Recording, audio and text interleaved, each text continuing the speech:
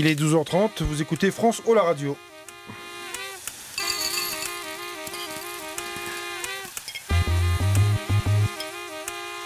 Et sur France Ô la radio, c'est l'heure de Qu'est-ce qu'on mange?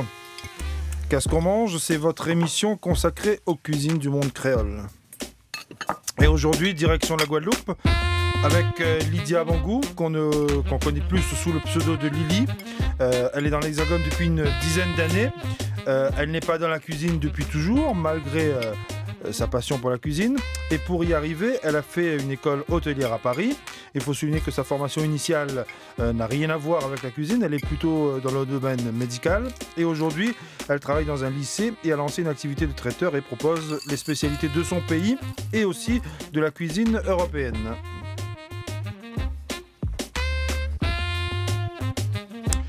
Lydia, bonjour. Bonjour. Alors, cuisine de chez nous, de nos îles, ou cuisine européenne, c'est ce que vous proposez dans votre entreprise, puisque vous êtes traiteur. Et aujourd'hui, qu'est-ce que vous nous avez préparé?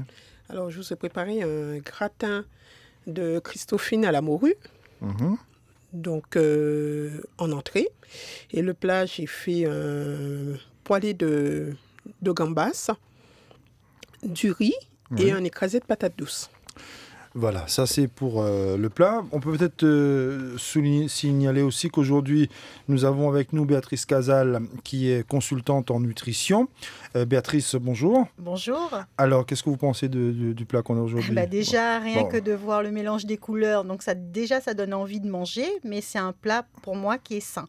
C'est-à-dire, c'est le mélange de légumes, fruits et riz et poisson, par rapport à la morue et les gambas. Donc c'est un plat puis déjà... les légumes comme le chouchou, Christophine, oui, voilà, puis la les tomates. Christophine, Voilà. Chouchou pour nous les Réunionnais. Donc c'est déjà à base d'un fruit gorgé à 90% d'eau, riche en oxydants et en vitamine C, et très peu calorique, donc 12 grammes. Donc vous pouvez en consommer régulièrement, donc il n'y a pas de souci. Voilà. Donc on a bien compris que Béatrice Casal est réunionnaise. Oui. Et le camarade de Nicole Etienne Nicole Etienne de l'Académie de la cuisinière du monde qui créole. est plutôt végétarien, puisque c'est ce qu'on a compris la semaine dernière. Plutôt oui, plutôt non. Oui, Bon. donc ça dépend des jours. Oui, Ouais. c'est possible. Bon, mais là, aujourd'hui, on a tout, on a du végétarien. Hein. Oui, on prend le riz, on prend le crasé de patates douces, on prend... Et, voilà. le gratin. Et le gratin, mais tout le temps, je me répète, je dis que on a toujours été semi-végétarien. Ouais. Parce que dans le temps, on n'aurait pas eu autant de gambas dans le plat. Ouais, et là, c'est des gambas vraiment énormes. Ouais. Alors, on va essayer de parler un petit peu de Lily, de son parcours, puisque la cuisine nous permet aussi ça, hein, c'est la passion de Lily.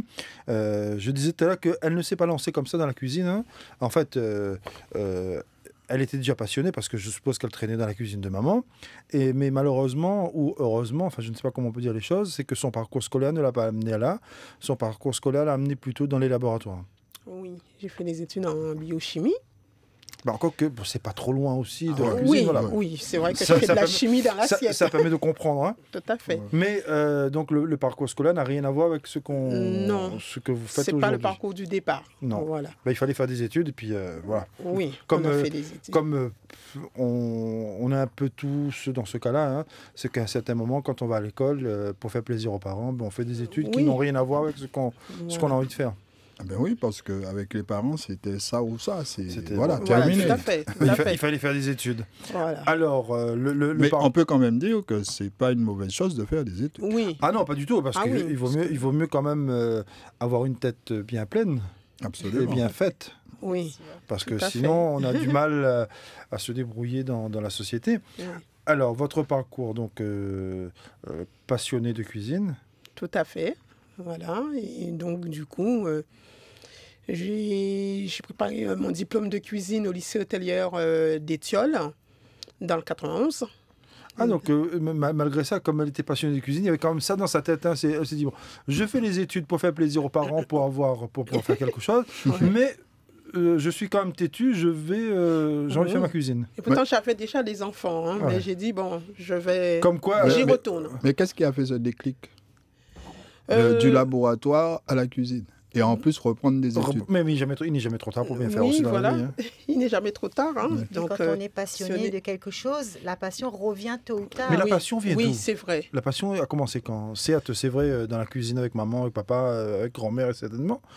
Et pourquoi une passion de la cuisine? Ben, parce que j'aime l'art culinaire. J'aimais faire les essais. Je disais, je veux faire mes essais nucléaires dans la cuisine. Je faisais pas mal de mélanges déjà. Donc, si... je La testais. déformation du biochimiste. Oui, non, mais exactement, des formations professionnelles. Ouais, mais si c'était vraiment des essais nucléaires dans la cuisine, on n'imagine pas comment ça pouvait être à un certain moment. Ah, mais elle a quand même réussi dans ses essais nucléaires, la manière qu'elle le dit, c'est simplement pour proposer des plats déjà jeune, tellement ma mère, bons. elle me Avec disait... la bénédiction de la maman, quand même? Oui, parce que très jeune de ça, on nous met à la cuisine. Donc, maman me disait, ben, tu assaisonnes la viande et puis tu prépares. Donc, au début, c'est pas top puisqu'on apprend. Donc voilà. Ouais. Donc, c'était manger la trop salée, c'est pas assez truc. Donc, on apprend. Trop cuit ou pas assez cuit? Oui. Ou brûlé? Oui, parce que moi, j'ai commencé depuis l'âge de 10 ans à cuisiner. Hein. Ouais. Mais à cette époque, c'était normal. Oui. Donc, C'était au feu de bois ou bien sur le gaz? c'était sur le gaz. Il y a même des fois, ça m'arrivait d'oublier le gaz, de faire le gaz. Bon, et ça a brûlé combien de fois? Oh, pas mal de fois au début. Hein. Pas mal de fois. Mais on apprend. Donc, j'étais quand même assez têtue, donc j'aimais bien. Hein. C'est comme marcher. Il faut tomber pour savoir marcher. Hein. Voilà, tout Absolument. à fait. C'est comme ça qu'on se perfectionne aussi au fil des années. Mais ça vous a pas dégoûté quand même de se dire voilà, j'ai fait un plat aujourd'hui, ça a brûlé encore une fois. Bon, je ne suis pas fait pour ça. Non. Puisqu'en même temps aussi, il y avait des bouquins de recettes, donc j'essayais. Ouais. Et puis je suis sûr que maman derrière disait, bon, c'est pas parce que c'est brûlé que tu vas pas recommencer, tu vas recommencer. Non, mais c'est vrai en plus. Ah bon? Tu vas recommencer, absolument. Ah oui? Non, parce que bon, la maman peut aussi avoir une attitude, c'est dire, bon, comme tu sais pas faire, tu as brûlé, bon, tu laisses la place aux autres. Non, parce que maman me disait, tu en es capable, donc tu vas recommencer. Donc, et finalement, vous avez recommencé. Et puis, voilà, tout à fait. Et c'était apprécié au moins par l'entourage, parce que bon, le premier cercle vraiment de goûteurs, c'est la famille. C'est la famille, c'est les amis, et c'est vrai qu'ils m'ont bien. Et ce premier cercle de goûteurs-là, des fois, la vie est quand même assez tranchée, hein, parce que là, on passe par 4 chemins pour dire que c'est bon ou c'est pas bon. Absolument. Exactement. C'est bien, parce que c'est là où on se découvre réellement si on a le talent ou pas. Et puis, le dimanche à la maison, c'était les petits plats dans les grands plats. Donc, j'étais habituée à faire l'entrée, le plat, le dessert, les choses comme ça. Donc, moi, déjà étant adulte avec les enfants, donc le dimanche, c'était entrée, plat, dessert. Ah, c'est les choses sérieuses, là. Quand je reçois... le repas du dimanche. Quand je reçois avec les amis, donc c'est pour ça que les amis me disaient, lance-toi. Donc, et puis aussi, ce qui fait progresser, c'est que c'est surtout les gens qui mangent. Parce que les gens qui mangent, quand leur plat est très bon, ils demandent automatiquement qui a préparé. Ça, c'est clair. Et puis bon, ça fait, ça donne une certaine fierté aussi. Voilà, tout à fait.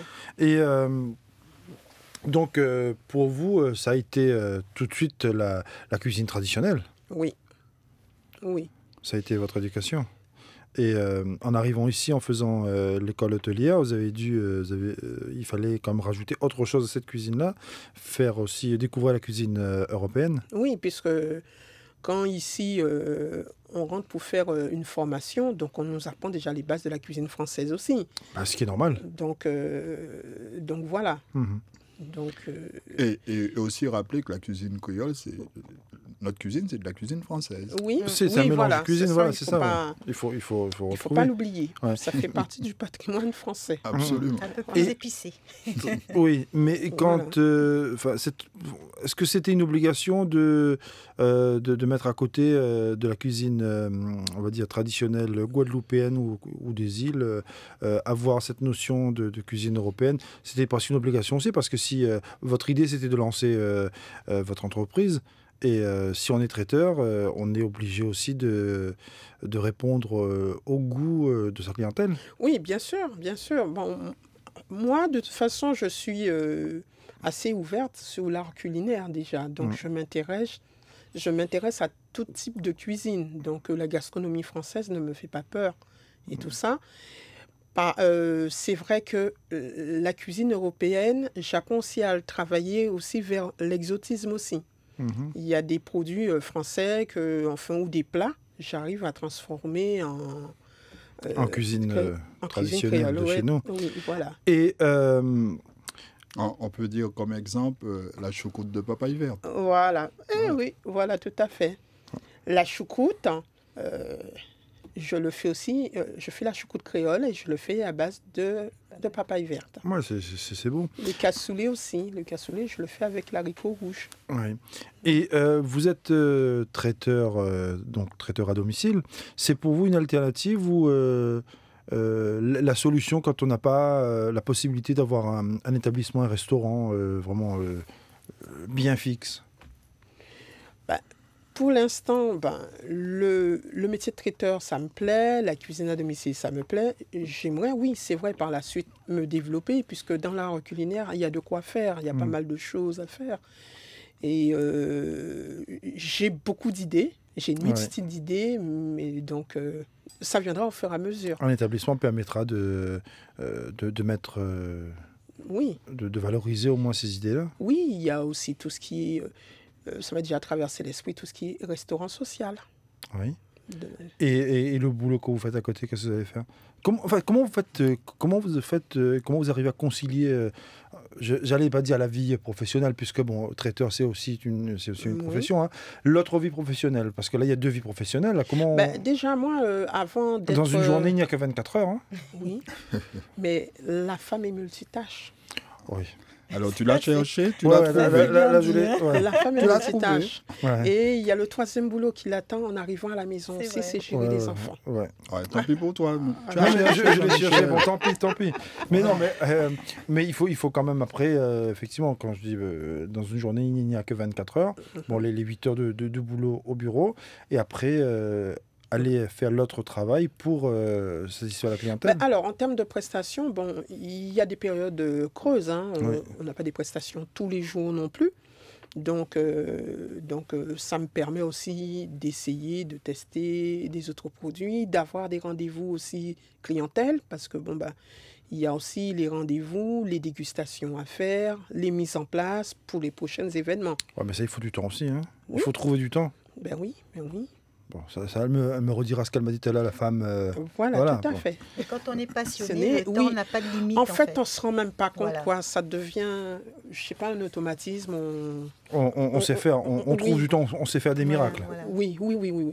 On est tellement dedans qu'on ne se rend pas compte que, oui, je l'ai fait. Hein. Donc voilà. Quand on est passionné, on ne voit pas le temps passer. Et dans l'activité de traiteur à domicile, le client, c'est lui qui choisit, qui vous donne une idée, ou bien là, c'est vous qui imposez? Les deux. Ça peut être les deux. Parfois que le client sait très bien ce qu'il veut manger. Il arrive et dit, écoutez Lily, j'ai besoin ce soir, le thème de ma soirée, c'est la Guadeloupe. Oui. C'est à vous de faire. Parfois aussi, on a des habitués, hein, des gens qui nous connaissent, avec qui on a déjà travaillé. Donc, ils ont déjà leur idée assez bien précise. Il y a d'autres qui me laissent faire, donc on te fait totalement confiance. Et puis, il y a d'autres qui ne savent pas du tout. Donc, on échange ensemble. Et puis qui vous disent, bon, attention, nous, ce qu'on veut, c'est des plats qui ne sont pas épicés, étant donné... quand on dit épicé, c'est pas de piment trop fort. Non, attention, il y a épicé et piment. Non, mais quand on dit épicé, généralement, on pense au piment déjà. Oui, voilà. Et justement, il ne faut pas confondre. Un plat peut être épicé, non pimenté. Ça dit assez souvent, c'est une idée. Une expression qu'on utilise dans les îles, c'est pour ça. Exactement. Donc, alors, les Christophine et la morue, pour avoir un petit indice sur la préparation. Alors, qu'est-ce qu'il faut faire? Donc, on cuit déjà la morue. Enfin, on dessale la morue. Oui. Voilà. C'est des miettes de morue? Oui, j'ai pris des miettes de morue. Vous faites bouillir ou vous faites tremper Non, je fais bouillir. Parce que nous, on fait tremper d'abord à la Réunion, ensuite on fait bouillir. C'est-à-dire, il y a plusieurs façons de dessaler.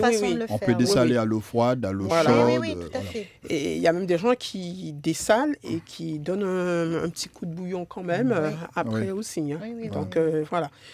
Moi, ce que je fais, je garde un peu d'eau du cuisson de la morue D'accord. pour avoir un peu de sel, parce que c'est avec ça que je prépare ma fameuse béchamel. D'accord. Je monte une béchamel.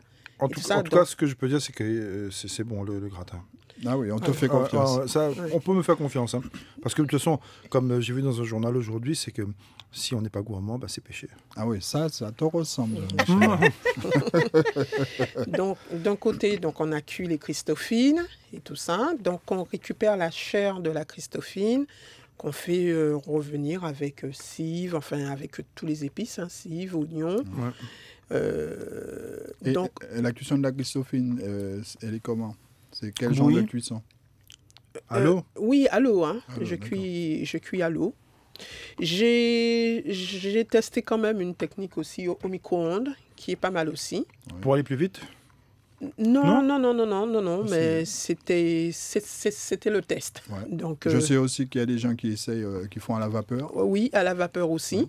Et on peut la cuire tout à fait normal aussi, juste en l'épluchant, la coupant en petits dés. Et avec assaisonnement, ail, parce que nous on appelle ça daube à La Réunion, en fricassé, en daube, donc ça se cuit très très bien aussi. Et aux Antilles on appelle ça salade de Christophine. Voilà. Plusieurs appellations. Oui, voilà, tout à fait. Mais on peut le cuire aussi à la vapeur, tout à fait. D'accord.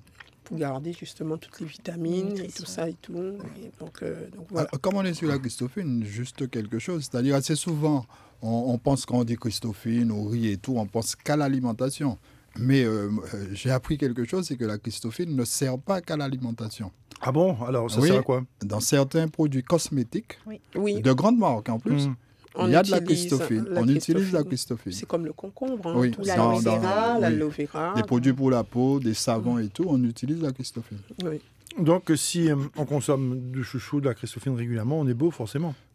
Oui, mais il faut. De l'extérieur et de l'intérieur. Déjà, c'est un antioxydant. Donc, tout ce qui dit antioxydant, c'est quelque chose qui est bon pour la peau. Donc, c'est utilisé dans des crèmes pour la peau. Et il faut le consommer intérieurement, extérieurement, Jean-Michel. Bah oui, mais bon, le chouchou ou la Christophine... Après, on peut faire en masque, il suffit de l'écraser. Oui. Puis, ça s'utilise aussi en gommage aussi, avec un mélange avec le savon noir. Aussi parce que, ils utilisent ça aussi, ils disent, pour la rétention d'eau. Ils utilisent la Christophine pour ça.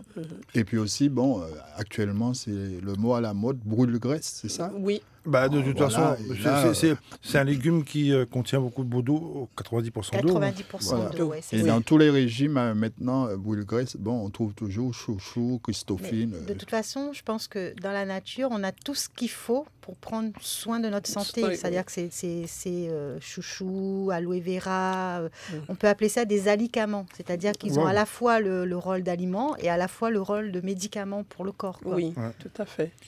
Bon, ça c'était pour le gratin. Et quand on passe au plat, on va dire, principal, c'est les gambas géantes. Oui, elles sont géantes. Elles viennent d'où en fait, ces gambas?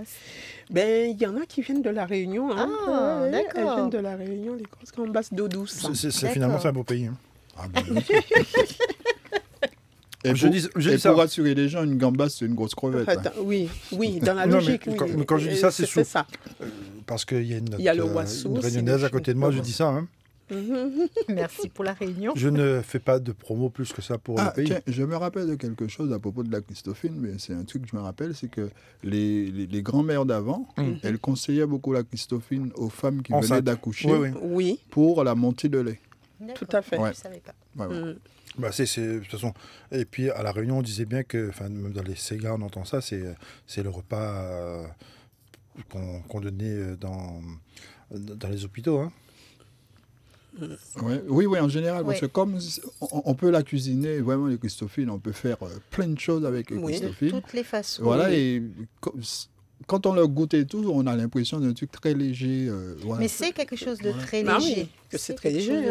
En plus, c'est très peu calorique. Il y a de l'eau. À 90% et 12 grammes au niveau calorique, donc c'est pas c'est pas un légume gras. Et puis c'est un légume qu'on peut accommoder avec plein de choses. Et puis aussi nous à La Réunion, on le mange aussi sa plante qu'on appelle bread chouchou à La Réunion. Les feuilles. Voilà, les feuilles qu'on mange en fricassé ou accompagné de viande ou pimentée. Et même le noyau, c'est aussi utilisé. On fait revenir à la poêle. Et puis même la racine. C'est comme de la noisette. Et même la racine. Hein. Ouais. Oui, la racine aussi. C'est-à-dire on mange tout de la Christophine. Exactement. La bread avec la viande de bœuf et tout ça. Comme on bon, dit des fois dans le cochon tout est bon, mais dans le chouchou tout est bon. Hein. Oui, exactement. On fait en gâteau, en gratin, en achar avec la viande, en rougaille, donc vraiment en salade. Oui, la confiture de Christophine. Voilà, exactement. Chutney aussi, donc voilà. Il y a de quoi faire. Et c'est un juste légume à côté, qui se marie il y a bien. un petit écrasé de patates douces. Oui. Alors je demande, c'est parce que quand les gens nous écoutent, ils aiment bien savoir un peu comment on prépare, comment on fait. Ils aiment savoir aussi qu'est-ce qu'on mange, c'est pour ça. Ils s'intéressent à notre santé aussi. Hein. Oui, c'est important. Bah oui. Alors la patate douce. Donc patate douce orange. Oui, orange, parce qu'il y a la patate douce blanche. Oui. Voilà. Et qui n'a pas le même goût. Hein. Non. Voilà. Tout ça. Donc celui-là... Et sur la patate douce, je lisais un article là-dessus hier sur Internet qui disait que la patate douce, en fait, a un indice glycémique très bas. Oui, en principe, oui. Et c'est-à-dire que les diabétiques peuvent en manger. Oui. Et que c'est même, au niveau de l'indice glycémique, c'est même beaucoup plus intéressant de faire des frites de patates douces que les frites de pommes de terre. Oui, tout parce à que fait. ça s'appelle patate douce. Bon, les pommes de terre aussi, on dit patates, mais c'est pas les mêmes patates. Oui, c'est pas le même les racines. Les deux, il y a quand même des différences. Voilà.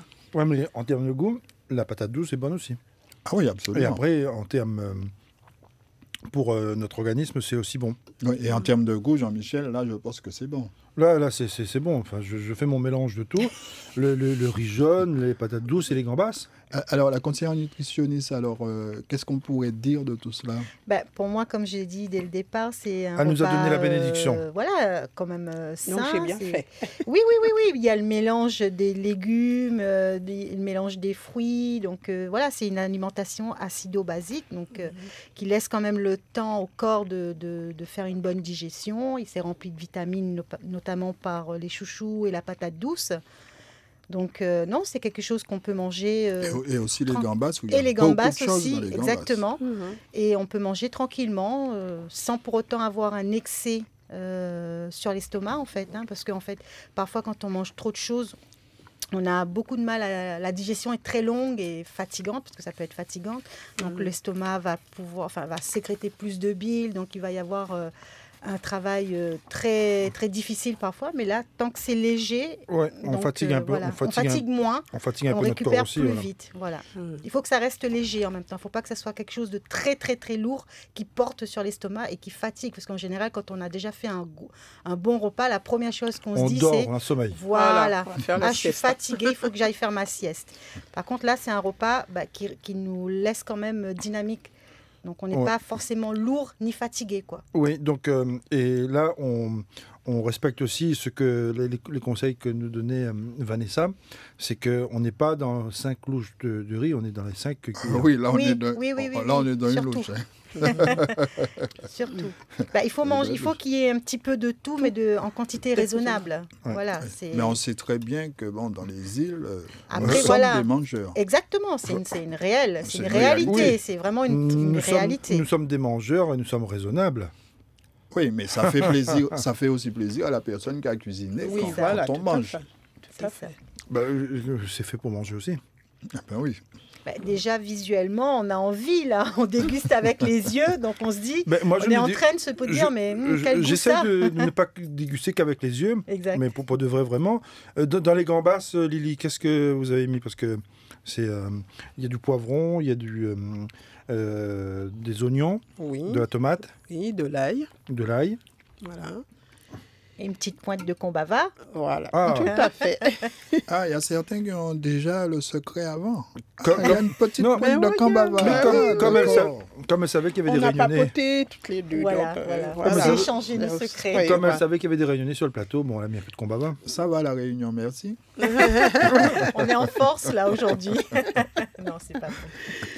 Pour une fois qu'on parle de nous, Mais en fait, ce qui est bien, en fait, c'est de ne pas se limiter uniquement à sa cuisine traditionnelle. C'est aussi aller prendre un petit peu de chaque île et voir qu'est-ce que ça donne au niveau mélange. Oui, parce que la cuisine créole, voilà, elle est vaste. Elle est vaste. Hein. Oui, si on prend que la Christophine, bon, qu'on peut rappeler aux gens qui nous écoutent et nous voient que ça s'appelle aussi chayotte, chouchoute ou Christophine. Voilà, et chaque île a une manière de la cuisiner, a une manière de la transformer. Tout à fait. Et il y a aussi des épices que, comme le kombaba, je ne sais pas si en Guadeloupe ils le connaissent, mais le fait de mélanger un petit peu ce qui vient de la Réunion avec la Guadeloupe ou la Martinique, donc essayer en fait d'autres choses, ça permet de rehausser aussi le plat parce qu'on se dit effectivement j'avais pas pensé à ça. Ça donne un autre goût. Chacun s'approprie le plat. Voilà.